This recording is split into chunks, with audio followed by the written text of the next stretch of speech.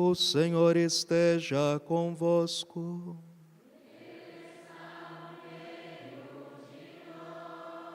Proclamação do Evangelho de Jesus Cristo segundo Mateus.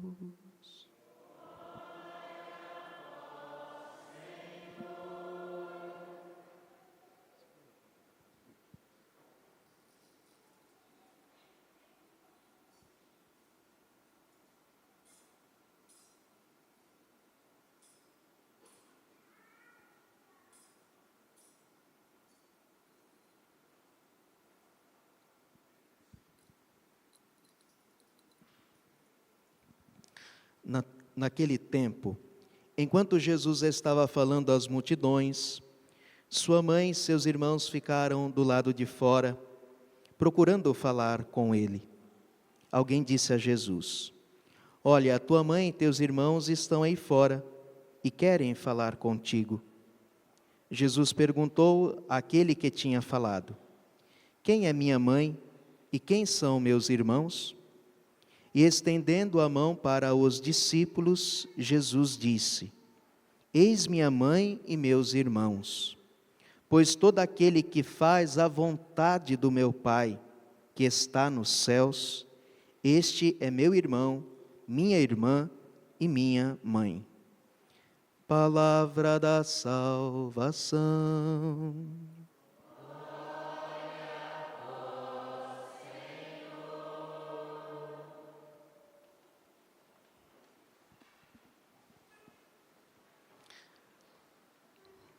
Caríssimos, vou falar de várias coisas ao mesmo tempo, mas vou falar de uma maneira resumida. Vou aqui resumir um pouco todo esse contexto, esta relação de Nossa Senhora com o Monte Carmelo, porque Nossa Senhora do Carmo, e aqui vou dizer algumas coisas que com certeza vocês também já conhecem.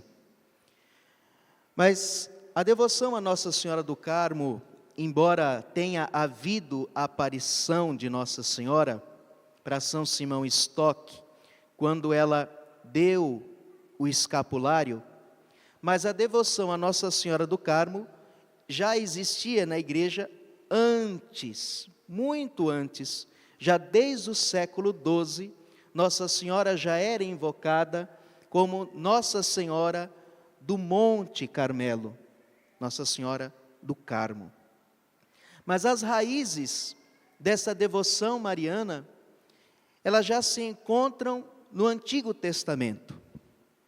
Os carmelitas, que são a ordem de Nossa Senhora do Carmo, é a mais antiga congregação religiosa da igreja e é a primeira e a mais antiga ordem consagrada a Nossa Senhora. E eles têm como seu patriarca espiritual, seu pai espiritual, nada mais, nada menos do que o profeta Elias, ou seja, antes de Cristo, bem antes de Cristo. Mas vamos entender essas duas figuras, o Monte Carmelo e o profeta Elias. O que é o Monte Carmelo? O Monte Carmelo tem algo de especial lá na terra de Jesus. Hoje é onde está localizado a Síria, no norte de Israel.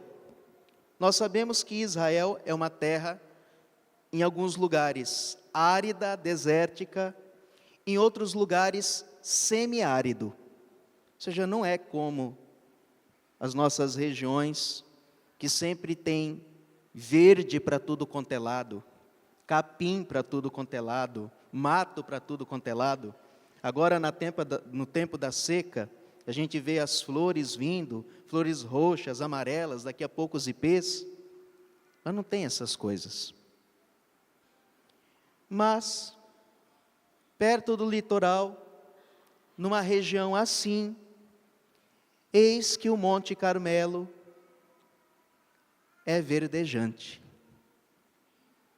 No meio de toda aquela secura, o Monte Carmelo é um sinal do paraíso.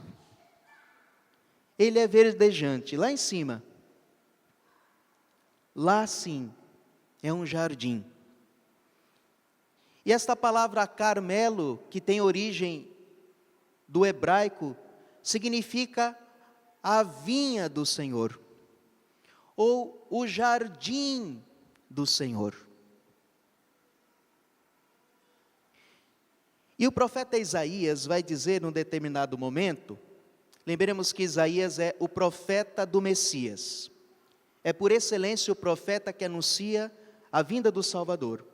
E ele diz que quando vier o Messias, Deus dará a Israel a glória do Carmelo. Todo o florir do Carmelo.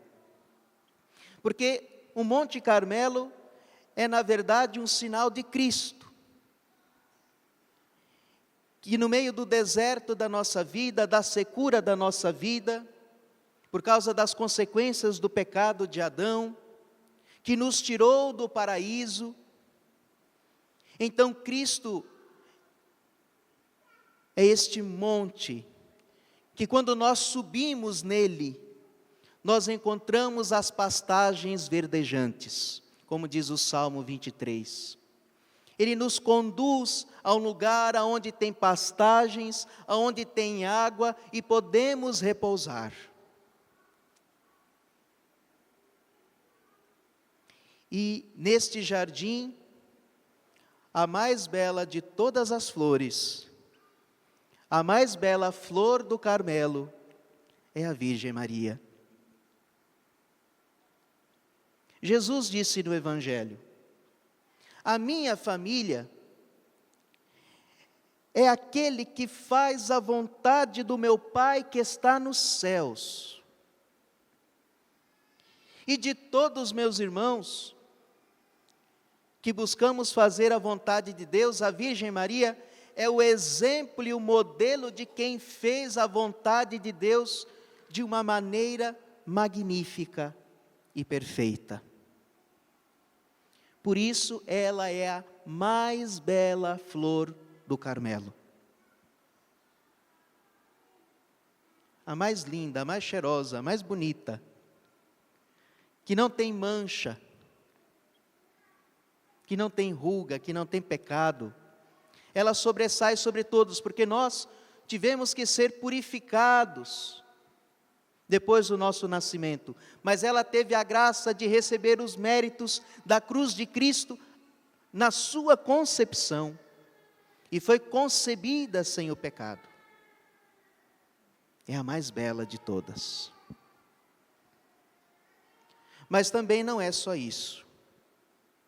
O Carmelo é o lugar aonde Deus mostrou o seu poder sobre os falsos deuses, e aonde foi que Deus deu a vitória para Elias, que era o único profeta de Deus em Israel, no norte, o único profeta, contra 450 profetas de Baal. Lembra daquela história que nós já ouvimos, da rainha Jezabel, do rei Acabe?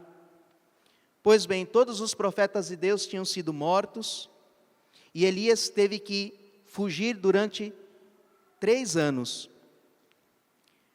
Mas ele disse ao rei Acabe: não vai mais chover, porque o que você e a sua esposa têm feito, tem ofendido a Deus. E a Sagrada Escritura diz que o rei Acabe, de todos os reis de Israel, foi aquele que mais ofendeu a Deus.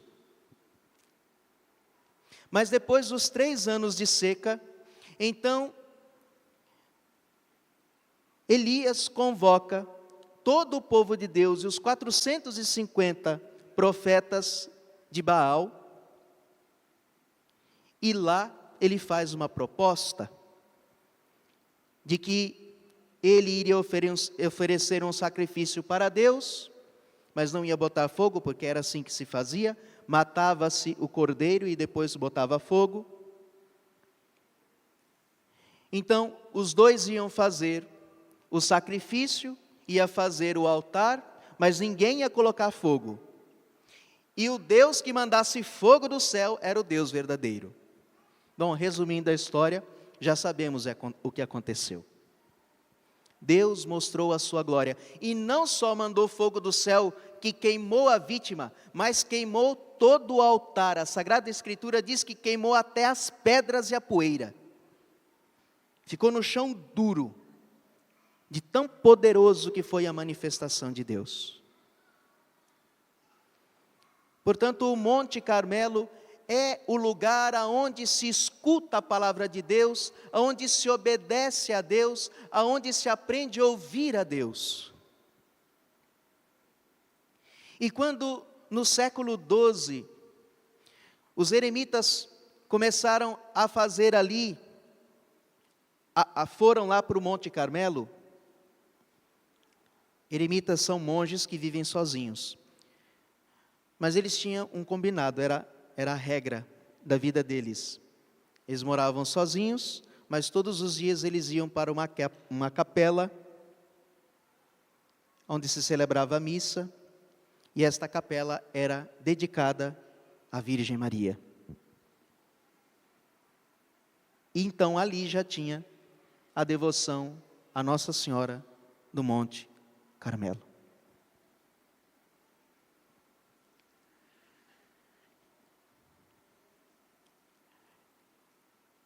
Na tradição diz que Elias já tinha reunido antes lá de Cristo, já havia reunido um grupo ao seu redor, que esperava o Salvador e que já esperava a Virgem Mãe. Porque quando veio o sinal da chuva depois de 3 anos, ali foi profetizado naquela pequena nuvem a Virgem Maria. Jesus é a chuva que veio fazer tudo florescer depois do pecado. E Maria é aquela nuvenzinha, aquela humilde serva que Deus usou para trazer as chuvas de graças para nós. Resumidamente, é daí que vem a devoção a Nossa Senhora do Monte Carmelo, Nossa Senhora, resumido, do Carmo. O brasileiro gosta de resumir os nomes, né? Então, Nossa Senhora do Monte Carmelo fica Nossa Senhora do Carmo.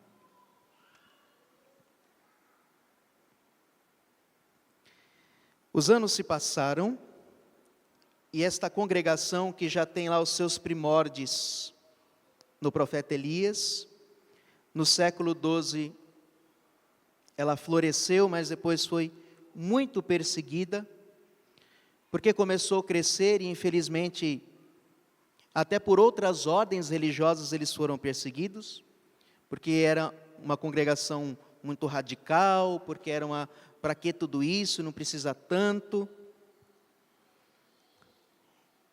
E eis que a congregação começou a entrar numa certa crise, e estava para se acabar. Fora que os monges que moravam no Monte Carmelo, depois com a invasão dos muçulmanos, estavam sendo mortos, e tiveram que fugir, e depois saíram da Terra Santa e foram para a Europa, foram para a Inglaterra e dali se distribuíram pela Europa. Então Nossa Senhora vai aparecer a São Simão Stock e vai lhe dar uma graça para preservar a congregação, a Ordem do Carmelo, que é o escapulário. Nossa Senhora tirou um pedaço da sua roupa e deu para ele. O escapulário é uma veste que se usa por cima das escápulas, dos ombros. É por isso que se chama escapulário. É uma espécie de avental. Cai aqui, cai aqui. Que os religiosos já usavam porque era o sinal da obediência, do doce jugo de Cristo. Cristo tirou dos nossos ombros o jugo do pecado e agora nós temos a sua graça e o seu amor. E Nossa Senhora então lhe dá o seu escapulário. E Nossa Senhora faz 3 promessas àqueles a quem usarem o seu escapulário. Resumidamente, Nossa Senhora promete proteção nesta vida. Quem usa o escapulário de Nossa Senhora está carregando o próprio manto da Virgem Maria e tem a garantia da sua proteção. E a prova é de que esta congregação foi salva, cresceu, progrediu e até fundou nossa paróquia. Nós somos frutos desta história. Fiquem atentos a isso. Entende? Porque eu digo que nós estamos sob o patrocínio de Nossa Senhora do Carmo desde o começo. Porque tudo isso, porque poderia ser outra ordem, mas Deus quis que fosse essa. Que fosse os freis carmelitas, que durante tantos anos, tantos assim, mas vários anos, cuidasse destas almas, que hoje estão sob o meu cuidado. Então Nossa Senhora promete a proteção na vida, a assistência na hora da morte. Meus irmãos, é o que nós mais precisamos nesta vida, é de assistência na hora da morte, porque é a hora principal da nossa vida. Quase que mais importante do que nascer é morrer. Nossa Senhora promete a sua assistência na hora da morte, porque é a hora derradeira, é a hora mais difícil, é a hora que nós mais precisamos da ajuda de todo o céu. E Nossa Senhora promete a última, nada mais, nada menos do que a salvação eterna. Nossa Senhora vai nos guiar no caminho da salvação. Ela diz o seguinte: recebe, meu filho muito amado, este escapulário de tua ordem, sinal do meu amor, privilégio para ti e para todos os carmelitas. Quem com ele morrer, então tem que usar sempre, porque não sabe que hora que vai morrer. Quem com ele morrer, não se perderá.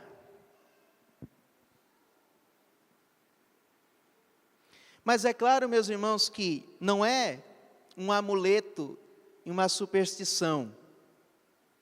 Então tá bom, eu vou usar o escapulário, eu estou salvo, então agora eu vou aprontar, vou pecar, vou fazer o que eu quiser da vida. E aí Nossa Senhora que se vire. Ela prometeu. Sim, Nossa Senhora prometeu, mas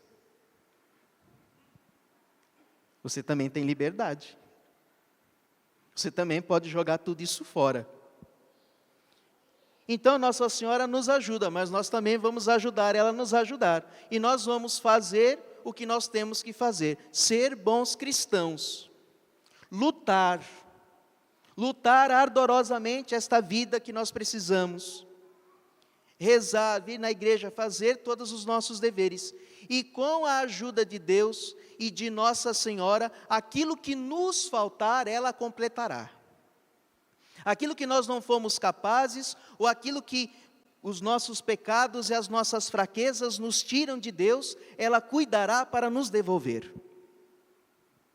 Mas para isso nós precisamos ser fiéis. Precisamos ouvir, como Jesus disse, fazer a vontade do meu Pai. Então ela consegue nos ajudar. Mas veja, Nossa Senhora disse que é um privilégio que ela dá para todos os carmelitas. E padre, mas e agora? Eu não sou carmelita, como é que faz? Está resolvido o problema. O que é que a igreja faz? E por que o escapulário não é uma bênção comum? Porque quando acontece a bênção do escapulário, você se torna ligado à ordem dos carmelitas.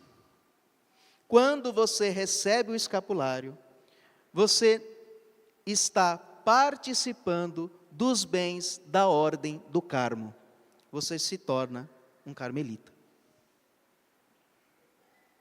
Todo mundo tem que ser carmelita nessa paróquia. Entendeu? Então, já que o privilégio é para os carmelitas, a igreja te transforma no carmelita. Pronto, aí você tem o privilégio.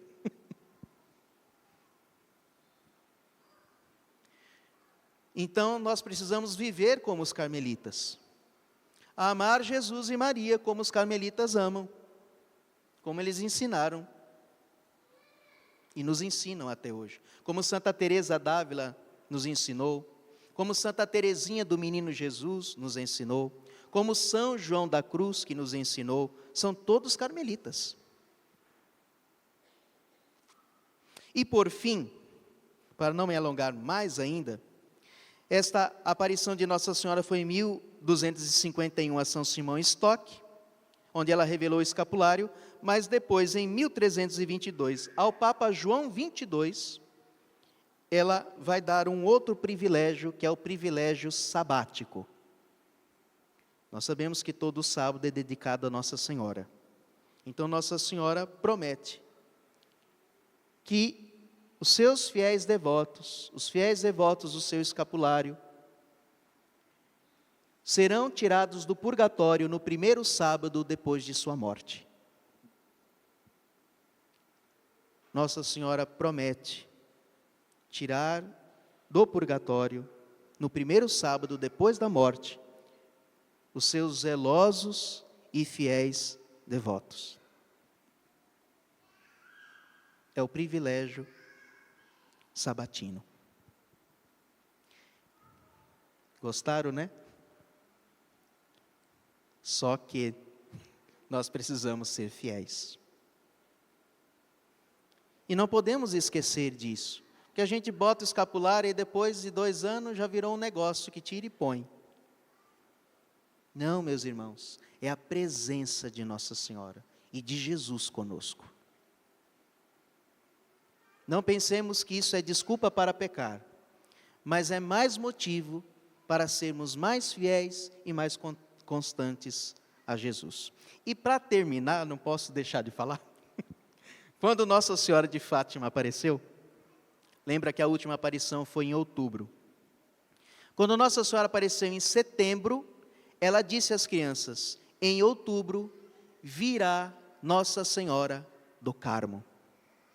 E Nossa Senhora, na última aparição de outubro, aparece como Nossa Senhora do Carmo. E perguntaram a Lúcia qual era o significado disso, e ela disse: porque o rosário e o escapulário precisam andar juntos. Então, estamos vivendo os tempos de Nossa Senhora do Carmo. Louvado seja nosso Senhor Jesus Cristo.